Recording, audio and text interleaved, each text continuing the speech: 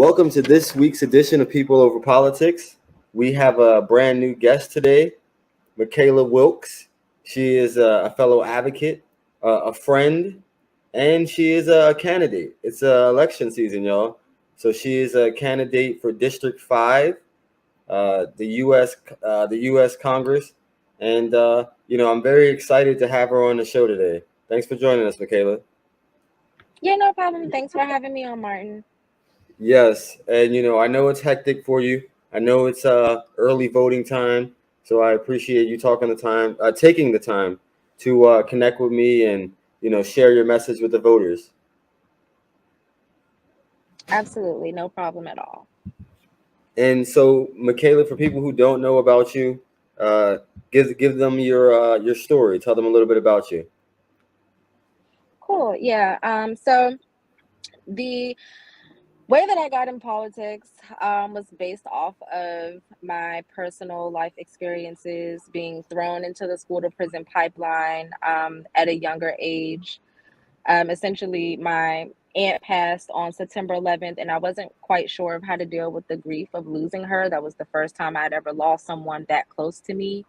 Um, and so I began to basically act out. I would skip school and run away from home. And the adults in my life, mainly the school administration, they knew everything that I was going through. And they would often pull me to the side and tell me how they understood. But they would say, "We understand how you feel, but if you don't stop doing this, they're going to lock you up." And that's exactly what they did. I spent almost my entire high school career in and out of juvenile detention centers. And it wasn't until maybe my senior year of high school that, because I was put on probation for truancy because of this. And it wasn't until my senior year of high school that the judge ordered that I go through a psych evaluation where they found out that I was clinically depressed. Now, had I gotten those resources before, had they cared to see, what was actually going on with me instead of criminalizing my behavior, I would be better off. But that's what happened to me. And then we fast forward to the year 2015 when I was incarcerated essentially for traffic debt, unable to pay traffic tickets and court fines. And I was incarcerated that year. It was also the same year that I almost died from my health insurance company not wanting to pay for life-saving medications. Um, I have went to the emergency room for about 3 or 4 times, complaining of shortness of breath. Each time my pain wasn't taken seriously. It wasn't until the fourth time that I refused to leave that they found out that I had blood clots. So I had one in my lung and one behind each knee. So I could have died if I would have went home. But that year was a pivotal moment for me because I started to wonder, how is all of this possible? Just reflecting on my whole entire life up until that moment, when I could have died. And I'm just like, how is this possible? How can I be thrown into juvenile detention for my entire high school career? How can I have good health insurance, but they're willing to let me die while I'm pregnant? And how can I be incarcerated because I don't have enough money to pay traffic tickets? Um, and then I was introduced to Bernie Sanders, and he really got me to understand the way that politics works because he spoke very simple about things that I didn't think would ever be realistically talked about on any kind of national platform. And so that's essentially what got me into politics. And in 2018, I saw people like Cori Bush and AOC and Ilhan Omar and Rashida Tlaib run for Congress. And these were regular people who had similar life experiences to myself, and they ran and people took them seriously, and some of them won. And that's what encouraged me to run for Congress because I'm like, somebody like me, someone that looks like me, is someone who cares about the things that I care about, someone who's been through what I've been through can be successful at creating fundamental change on the federal level. Hey, that was a lot. But Michaela, you have a awesome story, and that's why I was, drawn to you. Just very quickly, two things that you pointed out, and I try to commonly state is how in the health industry, they don't take Black women seriously, and they need to take Black women more seriously, and that's why I, of course, advocate for more doula services and doula services to be covered under Medicaid and Medicare, so more people could take benefit of it, right? Because obviously it's expensive if you couldn't pay for it. So and the other thing was the need for people to just over criminalize and over incarcerate, opposed to treating things with compassion and as a mental health issue. So those are two key points you hit on, and I appreciate that. Absolutely. Thank you. And so one of the questions I will ask is why you for this district, right? Like, tell the voters, why they should pick you. I know why you're my choice, and I support you. Of course, you're not in my district, but I do whatever I can to elevate you. Absolutely. So why me? Because we need more people on every level of government, um, who have been and who are directly impacted because we're closest to the pain. We understand how policy works. And not only do we understand, but we actually care because we see what it does to us every single day. Um, the current representative who was in the seat that I'm running against, Congressman Hoyer, he's been in office for 42 years. That's Longer than I've been. almost, yes, for 42 years. And, you know, you hear people in the community say, he's been in office for so long, but he hasn't done anything. Nothing has changed. And it's partially correct because nothing has changed, but nothing has changed for us. But everything has changed for the corporations and for the people who profit off of the pain of the people in our community. And so I think that, people should support me because we have a diverse district and our representation should reflect that. And we also need people who are going to push for policies that are going to be better for people in our community. We need to see what we're voting for. We need to see affordable housing. We need to feel the change that they're telling us that we're voting for every election season. Um, and so, yeah, I'd really just, I, I guess that's why me. We just Well, need people that are more in touch and that have ties within the community. well, let me say something just to your credit, Michaela, of why I support you. Of course, many people, they know that I'm a Democratic leader, not only, in the county, but definitely in the state. I will say that, just being open and completely transparent. I think I told you this.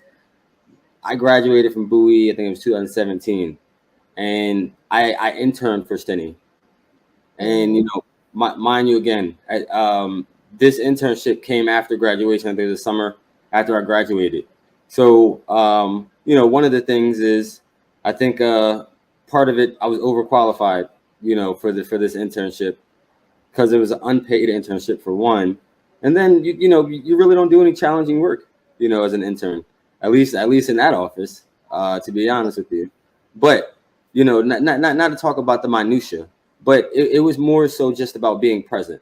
So, like, this, of course, isn't the first time I'm seeing you. So I remember you building the coalition early on, right? And one of the things that I was impressed with was, like, how you got people involved who necessarily weren't political people, right? Like, and you made them figure out what they care about, the issues they care about, and you helped them, you empowered them to become advocates for themselves, right? So that's one of the things I will say I saw. Plus, I could actually say I saw you, right? Like, I've been in politics longer than 10 years, and, like, the only time I see Steny is on TV, or at, like, a high profile political event. Outside of that, I don't see Steny in the community. And that's just what it is, and what people accept. But the thought is like, more people need to know, about your candidacy, and believe in your candidacy, right? Because I think a lot of people are scared to challenge the establishment, right? So, yeah. Yeah, absolutely. And to your point of being in the community, when I ran for Congress last cycle in 2020, and I'm assuming maybe it was one of Hoyer's staffers or an intern, they were sending us his daily schedule anonymously. And on his schedule, he had all these meetings with, executives and other representatives from around the country. And whenever I hear people say, well, the same thing you say, well, he's never around until election time, it's because of his priorities. He prioritizes meeting with those executives and meeting with other reps from all over the country when he could be using that time right here in his own district. Those perfectly true, perfectly true. And I want to say what a lot of people watching this who might not have a knowledge of the political landscape. Steny Hoyer, he's one of the most powerful Democrats, not only in the state of Maryland but in the nation, because of his position, right? And I just challenge people to ask, like, what his position has really gotten District 5, right? Like, outside of course bringing money, but even that, I wonder how much money is spent, of those dollars in Prince George's County, especially like in black and brown communities, right? So that's one question I have, and you might have more information about that, like how the money is spent that comes to the district, but I definitely don't think it's equal in any way. Yeah, I think I would have to agree with that. Most of the money that Hoyer brings in from the district or for the district, like he was a most of it, I would say, from my opinion, comes to like Southern Maryland. So like the Charles County, St. Mary's County, Calvert County areas, um, for obvious reasons. But I thought most of his voting base is in Prince George's. At least that's how he cuts it, or how it gets cut, in his favor most of the times. Yeah, yeah, that's true. Yeah, that's. I mean, that's just strange. That's just strange to me. I mean, I heard that at a barbecue this weekend, and I was like, okay, I wasn't aware of that, but I feel like there'd be more people who are leaders, in Prince George's, that are upset to hear this. You know, Yes, given the political power that some of them supposedly have. So yes. yeah. Okay. To segue to a more positive point, Michaela, what are some highlights that you've learned from past races, and when I say like challenges or issues, not necessarily with the campaign. Of course, you can include the campaign, but about your district. I'm sure there's things you learned about your district, from cycle to cycle. Yeah, of course. So I would say some of the highlights are, being able to speak with people in the community and learn what they actually care about. Last cycle was a whole lot different because we had a presidential election at the top of the ticket. And so the issues that were being discussed on the ground were kind of nationalized. People were confused about what Medicare for All was, people were confused about what a Green New Deal was. And so the conversations were very different.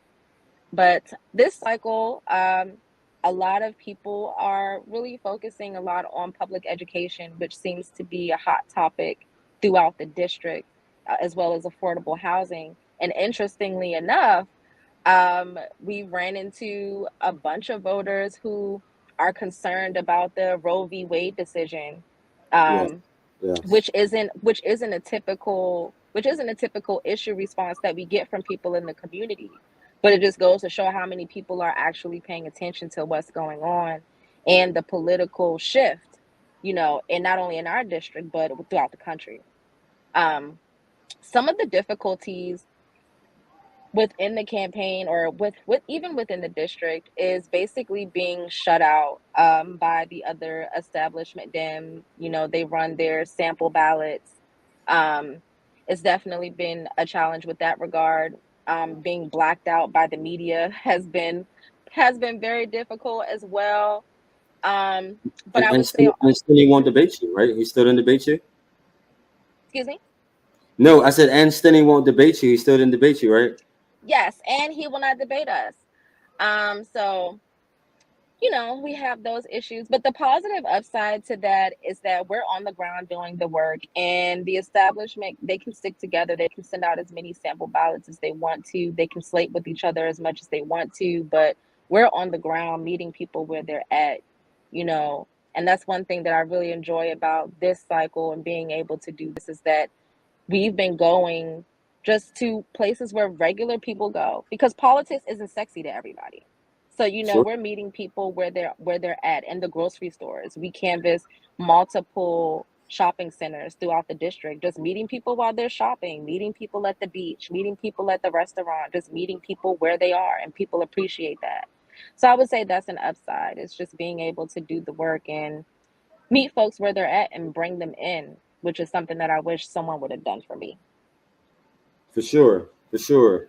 And Michaela, I think we can agree. At least I hope we can agree that I'm not your typical Democrat, right? So Yes. uh, I will tell the story of like I don't even know if it was when I met you or when I met your team, more so the core team.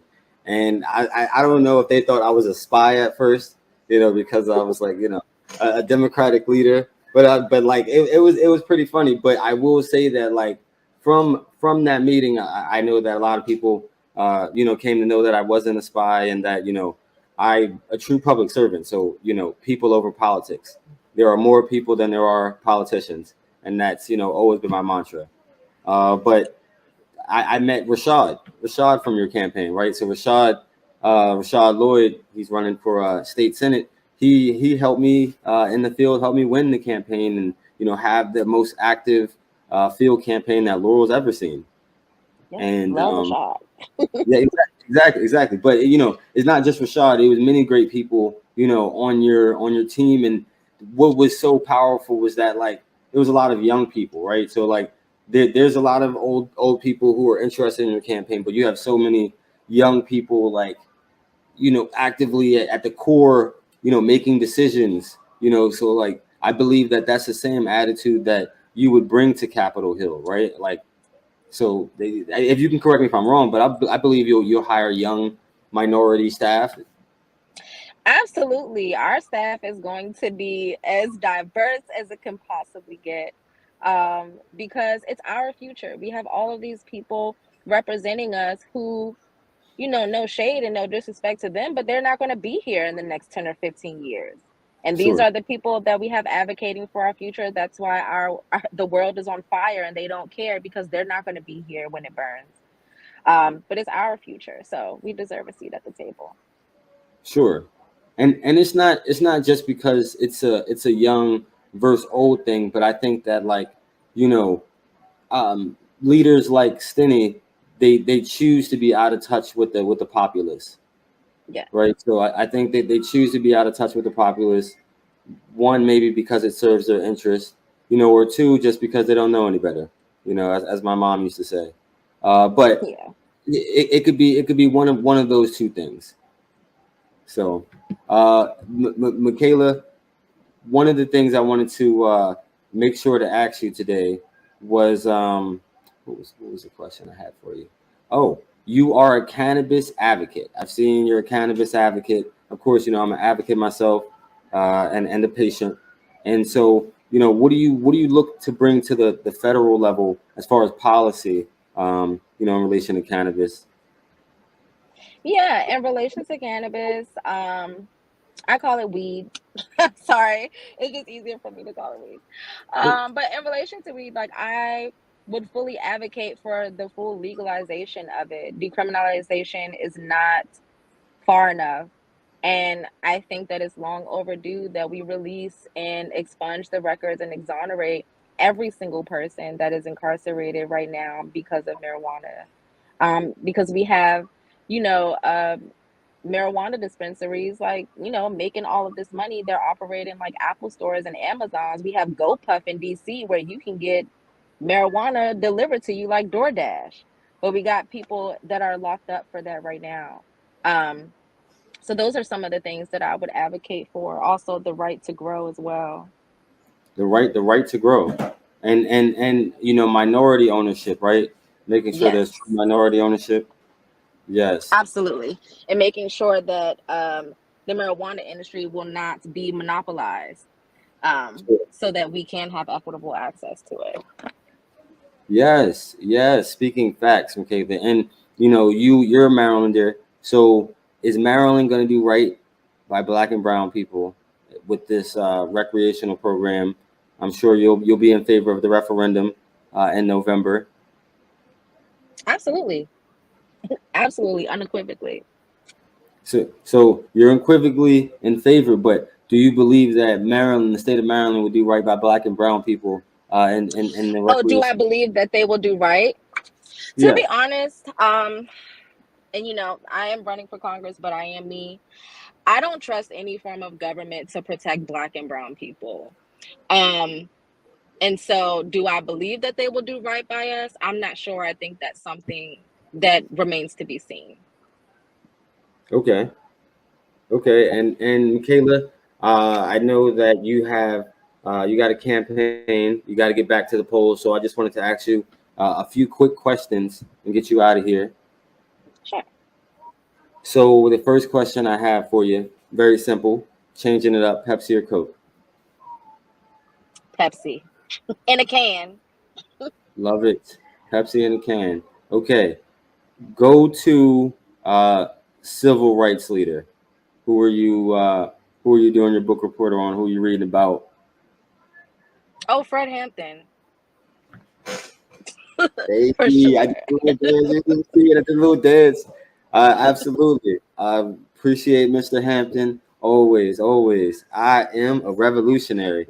And yes, I believe you'll carry that mantra on. And so the very last question I have for you, very easy. Who's your favorite superhero and Oh my why? gosh. And why? Um, I don't 'Cause know if this person is a hero. I'm not really into like superheroes, but and this might lose me some points, but I'm gonna say WandaVision. Even though I guess she's like kind of a villain, but Okay. I like Wanda. I mess with her. Okay. And mainly because I saw a movie, and I think it was called Doctor Strange, Yeah. and her story, somewhat, even though I guess she was the villain in the story, but I guess I chose her because seeing her story and seeing how she was kind of hurt and her hurt was just displaced. Hmm. But to see her persevere from that, in the end, I don't know. It made me want to like her. Okay. Okay. Well, I gotta check out this out. You said it was WandaVision, right?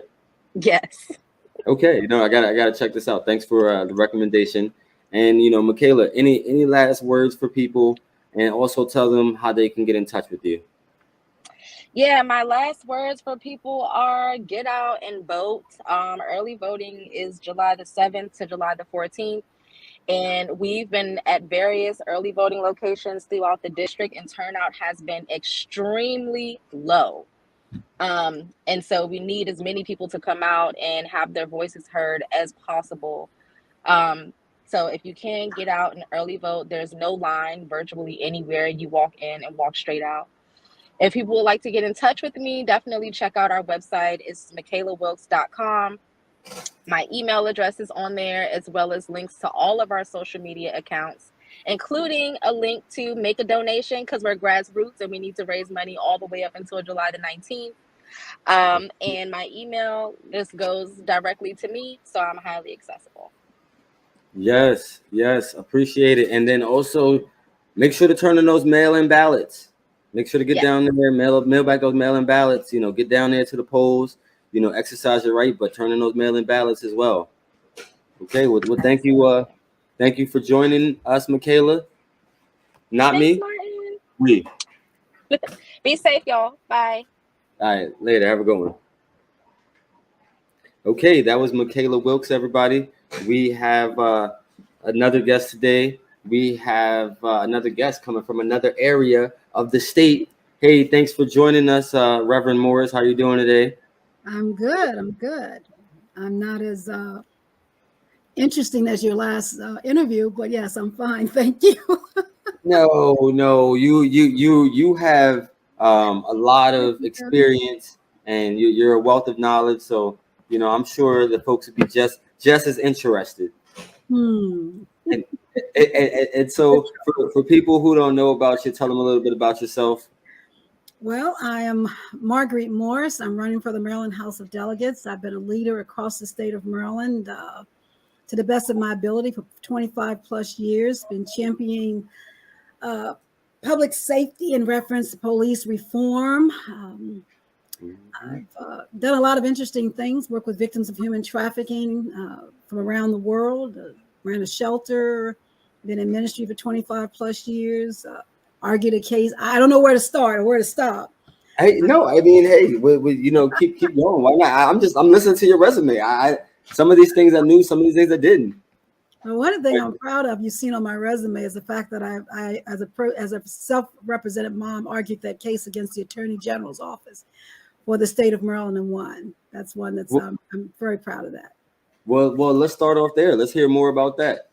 Tell us a little bit about that case, and your efforts there. Well, that spanned 9 years. It began with the death of my daughter back in 2012, and what I believe was an erroneous ruling on her death on the matter of death for her. Her death was originally ruled a suicide. Death certificate signed on the same day she died. A suicide ruling while police sat by the car while her body was in it and Googled how she died. And within 48 hours, they had closed the case. That wasn't walking with very many parents, period. So fast forwarding 9 years, I finally got a hearing. And at that hearing, and with that hearing, I argued that case pro se, 5 days, 14 witnesses, 100 exhibits. The Attorney General's office lost. They lost on appeal. And the Secretary of Health was directed to remove the suicide ruling from my daughter's death certificate because they had failed to fully investigate her death. That in itself benefited Marylanders, people across the state of Maryland, because it caused the closing of an almost 25-year-old loophole in Maryland law. And so that's how what that has done has been turned into something to help people. Yes, absolutely. And that has something to do with that community event and the brunch that I attended. I believe it was last month, right? Right. We were having conversations. I started an organization called For Kathy's Sake back in 2012. And for about 7 years, we tried to bring together voices from across the state of Maryland to have a discussion about civilian review boards, which is the equivalent of our police accountability boards that's now being enacted in July. So we were already having that conversation, and I believed at that time that every county should have had a civilian review board. That's about police accountability and transparency. And I found out in my daughter's case that what was missing was just a neutral party to hear both sides of the case and make a determination. And that's what finally happened in 2020 or 21 when I say we had that hearing.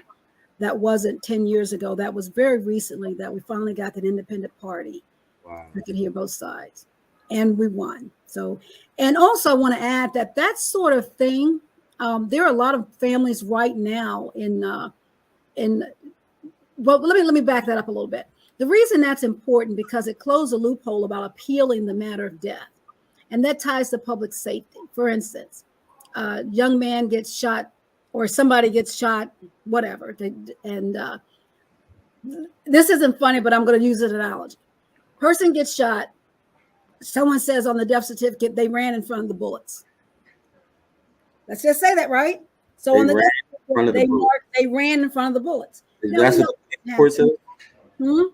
That's what the police report says? No, I'm using that as an example. Let's just say somebody gets shot, and on the death certificate, you remember with George Floyd when Dr. Fowler said that George died because he inhaled the carbon monoxide? Well, yeah. That's the same doctor that I defeated in my argument.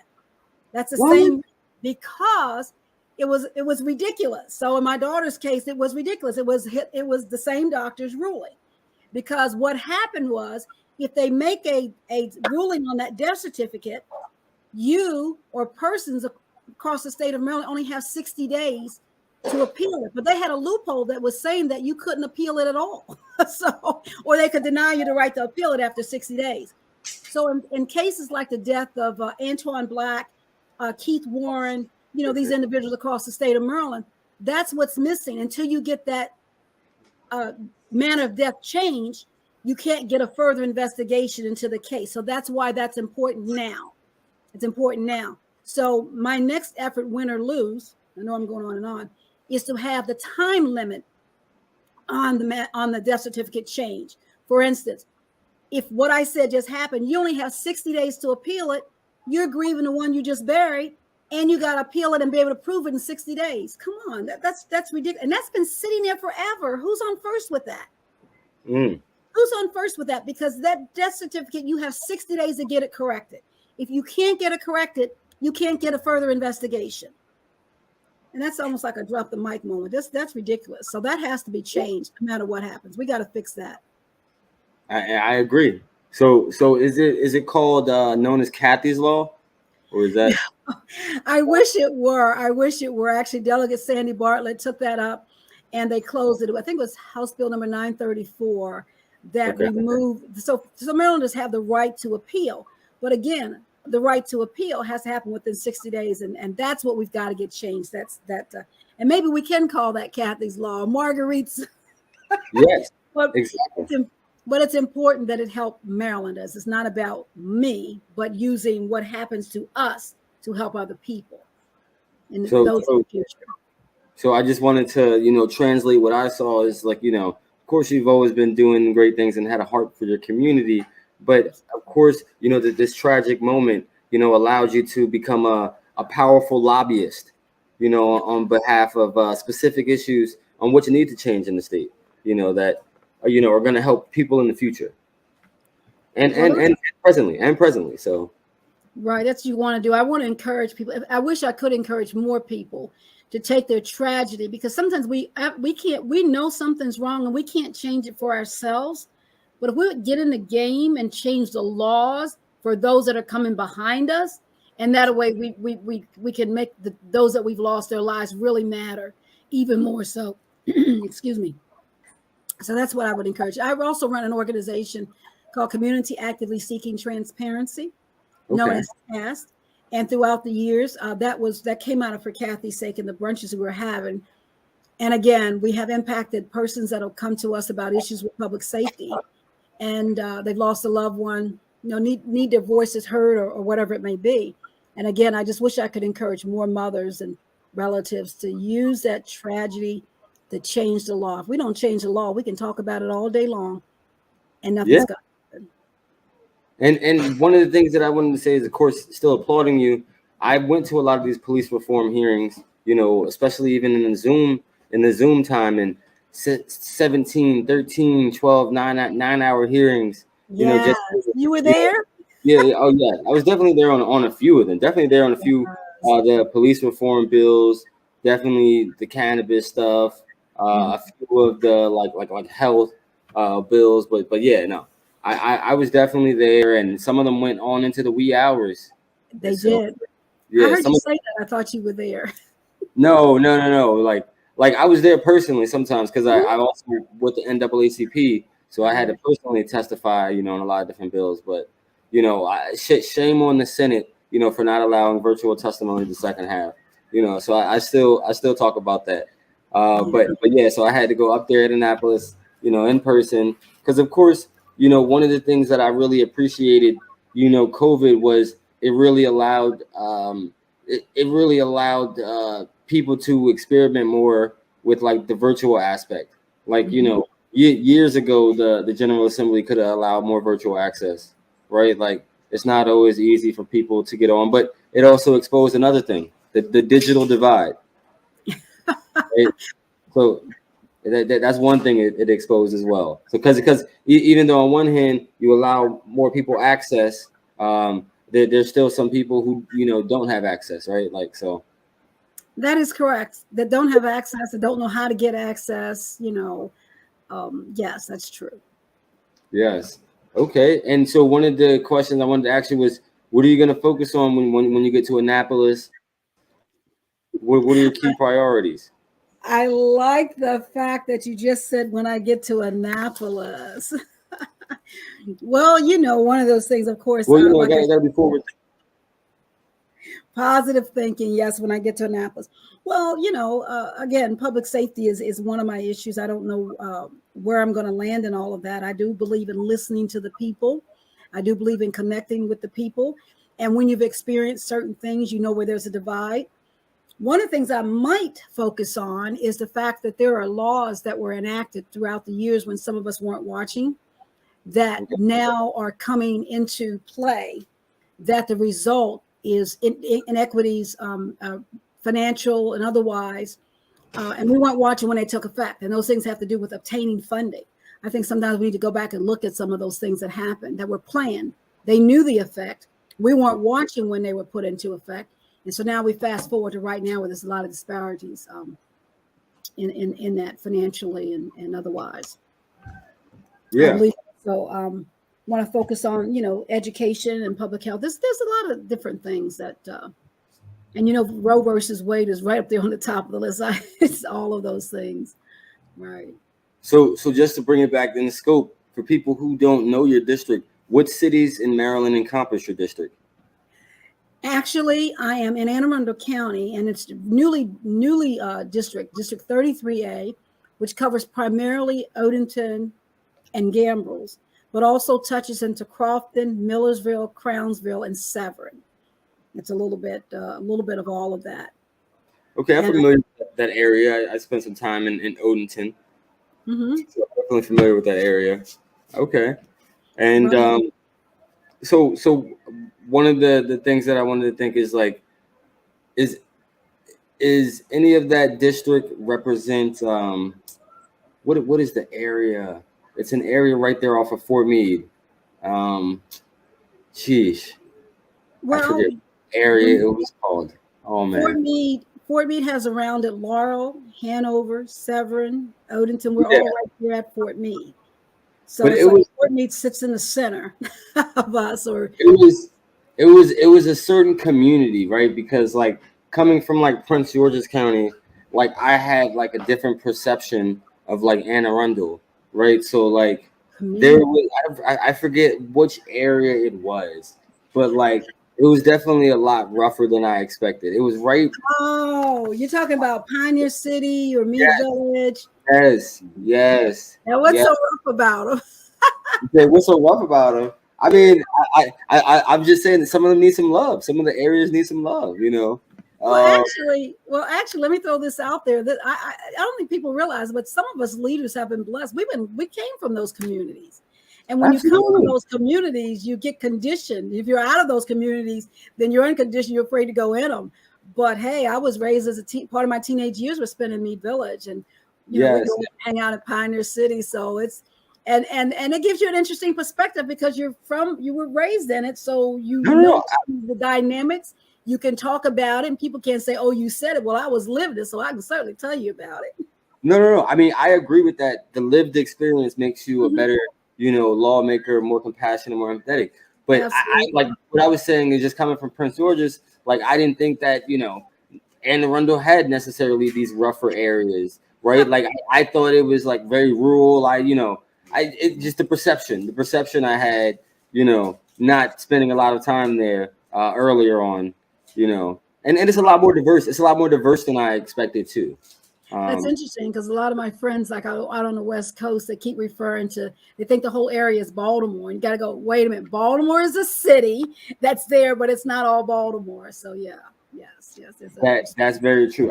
But I will say, knowing people and spending time in that area, people in Anne Arundel County seem to have a closer connection to Baltimore City.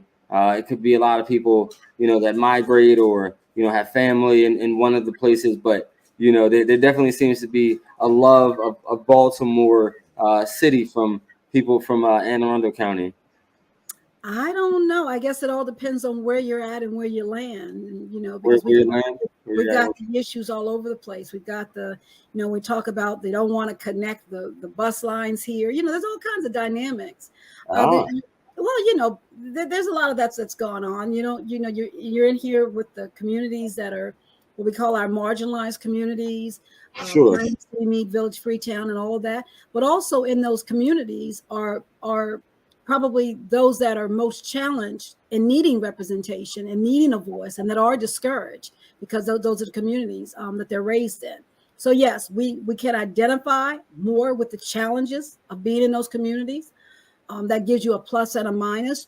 I think unless you're connected, you're really going to miss it.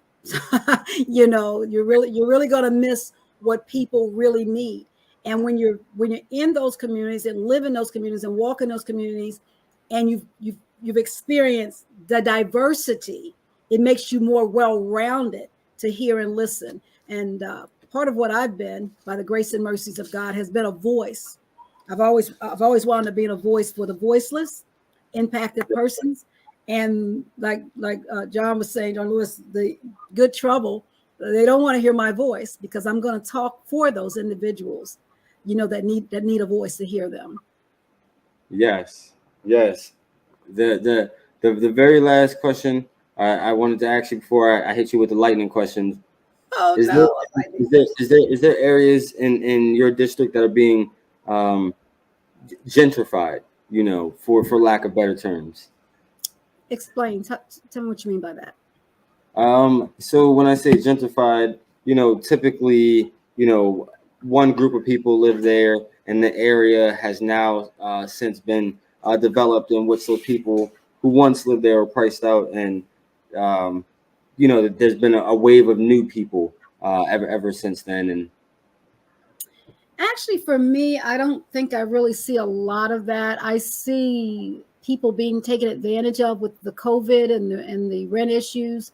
I see landlords. I've seen a few landlords push people out of public housing or subsidize housing because it's taking advantage of the ability to get rid of them because of COVID. I think I've seen abuses like that. Like there's somebody there that's been paying $1,000 a month for 5 years, and you want them out because now you can get $2,000 or $3,000. So you want to get them out of the lease that they're in.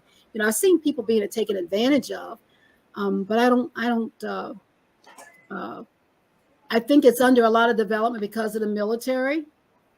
Okay, and that makes sense. Mm-hmm. Okay, no, I was just curious because I'm not as familiar with that area, but rent issues I'm very familiar with.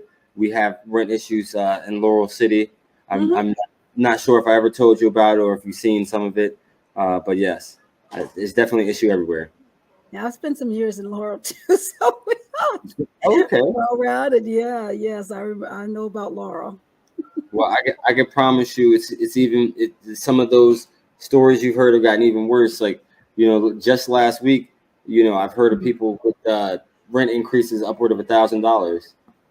So the people are upset because, as we know, people are not necessarily making more. So. That's very true. And so we do have that, but I don't think it's, in my opinion, I don't see huge developers coming in and overdeveloping, but I do know of abuses. And then you run across the prejudice, and I say that in the sense of, you have people everywhere you go that don't want to deal with people that have certain types of housing. And I know in Anne Arundel County they've enacted some kinds of laws locally in the county to try to start addressing the discrimination that can occur when you want to not rent to people because of where their income comes from. So I can see some of those things need to be fixed and improved. Sure. That's at county level. Yeah. Well, I definitely, I know that, you could push them and nudge them from the state seat. That's how us legislators do.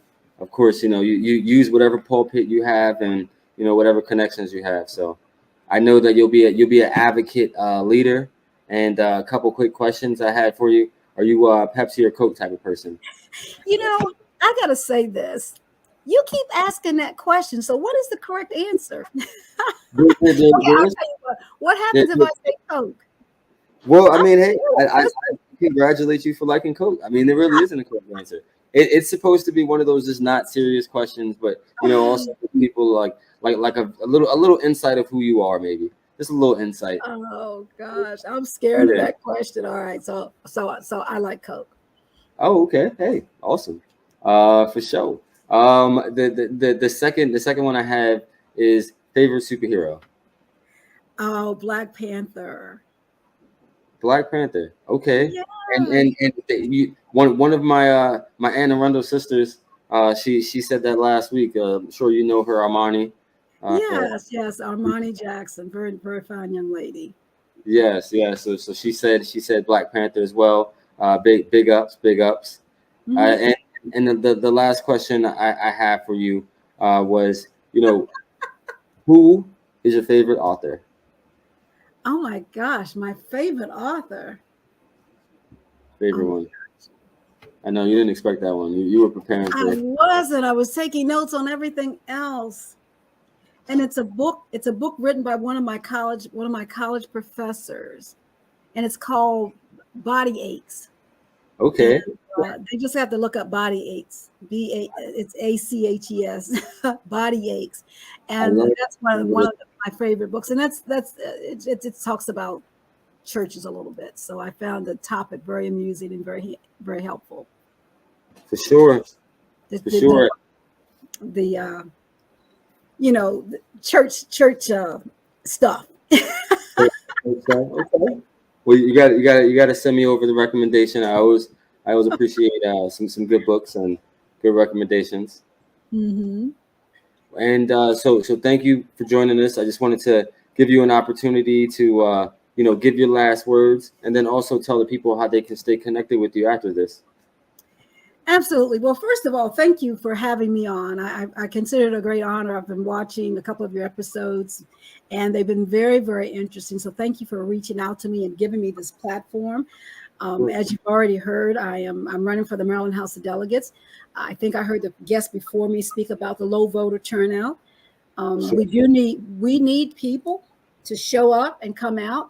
I'm going to say it's just a fact. I need the Black vote, and it has been low. I'm going to also say that my campaign, if you want to learn more about me, I've been doing this for 25 plus years. This is not about a campaign. It's not about, how you say, trying to get that moment with the camera. I've been doing this across the state of Maryland. And so if you go to www.thepeopleformarguerite, Marguerite is spelled M-A-R-G-U, well, they can see it on the screen, .com, you'll take you right to my website, and you can see the documentation of a life lived by the grace of God that's been a true servant across the state of Maryland. Need your vote. You guys do your thing. I love me some young people. I love your energy. And you can also go to my website and donate. Yes, she said we have until the 19th. She did say people needed to win this race. Don't forget it. And sir, if there's anything that I left out, I know what I want to add. I heard you ask that marijuana question. I got a note here. You got to know about the cannabis. Let's hear Reverend, what do you want to say about the cannabis? Let us know, Reverend. Well, wait a minute now. Now, those that know me know that I'm down to earth. I have I hope a great sense of humor, and I love to laugh. They also know me as an accomplished billiards player. I'll throw that out there. So I'm a little bit out of the box. We got to shoot some pool. Yeah. So I'm a little bit not that halo. I do believe in the Lord and I walk with him, but I also have a sense of joy and I enjoy life. But the cannabis thing, I was just going to say that about the expunging. Yes, of course, I support that. And it's very interesting because what I wanted to throw out there was that I have some friends and they're non-Black, but they've been baking marijuana and brownies forever. And I'm looking at these people like, how do you do it? And it's been legal. We do need to, I want to listen to the experts because I'm not an expert in that field, but follow the lead of others. And I'm open to hearing from people like you and me, because that's what I'm about and that's who I represent. Thank you for this time. I appreciate that, and you being thoughtful, and we're definitely going to invite you into those conversations. And I appreciate you for being a servant leader and doing the work long before you put your name on the ballot. So thank you for your service. Absolutely. God bless you, and y'all take care. Thank you. Yes. Good luck out there. Go get them at early voting. Appreciate it. God bless. Yes. See you soon. That was this week's episode. We had two great guests, two wonderful sisters in action, right? So definitely make sure to get out there and vote. As I tell people commonly, right? Don't necessarily vote because you're your grandparents, this, that, and the third. Vote because of your self-interest. Figure out what your self-interests are. Figure out, the candidate who supports what you support. Ask them questions. Be critical of people. But just take the few moments to get to know the candidates. And get out there and vote. At the end of the day, like they said, it's not going to take you long. The lines are short. And if you haven't gotten out there already, or you're not going to, make sure you return that mail-in ballot, which is important. Okay? Every vote counts. All right. See you next time, guys.